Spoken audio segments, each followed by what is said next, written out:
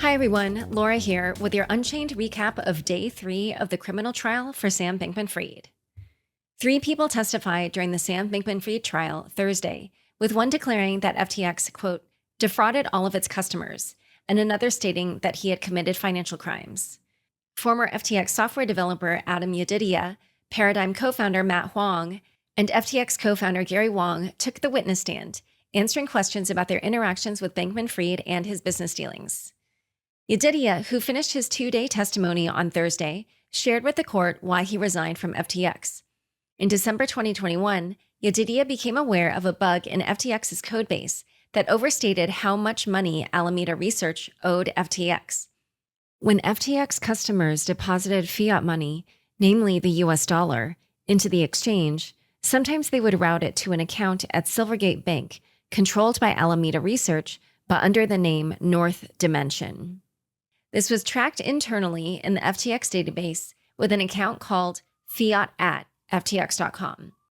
At the time the bug was discovered, FTX's internal system had mistakenly indicated that Alameda Research owed $500 million more than it actually owed to FTX customers. But by the time it was fixed in June 2022, it revealed that Alameda owed $8 billion to FTX customers, a large and concerning number to Yedidia.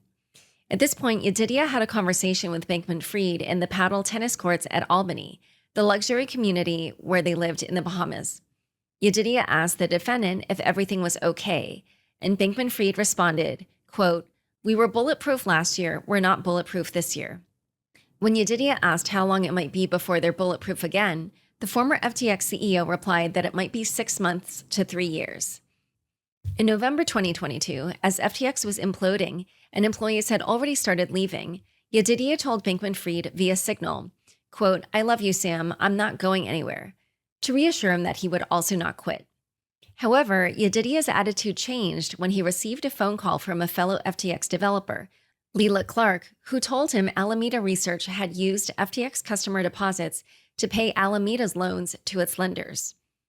During questioning by the prosecution, he revealed that in June, when he'd seen that Alameda owed $8 billion to FTX customers, he had assumed Alameda had the ability to repay that debt. But in November, after Leela's call, he said he realized, quote, if Alameda was repaying its loans with FTX customer money, that implied it didn't have money of its own to repay the loans with, which means the money was simply gone.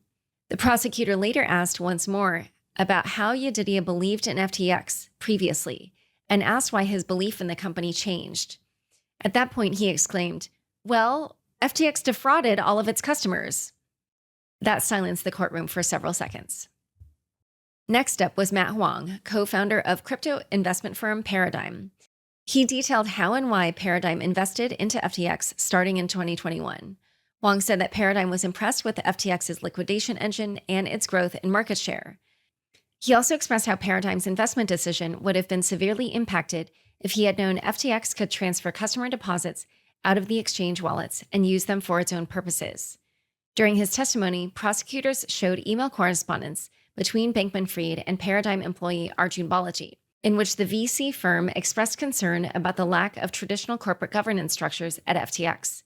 Balaji wrote, quote, "As we understand, FTX is effectively owned and controlled by Sam, lacking more traditional corporate governance model, rights, etc.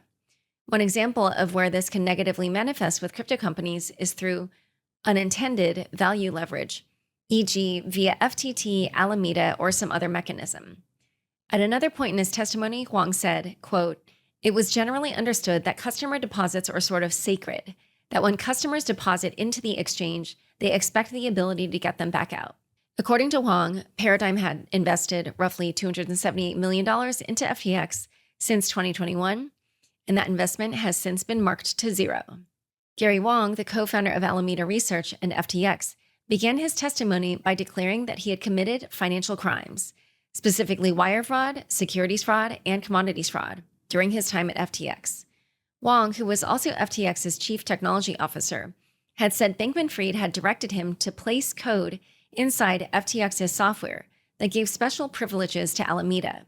As a result, Alameda could withdraw and transfer out an unlimited amount of customer deposits from FTX, even with a negative balance on the exchange, as well as place trade orders faster than other customers, giving Alameda a strategic advantage.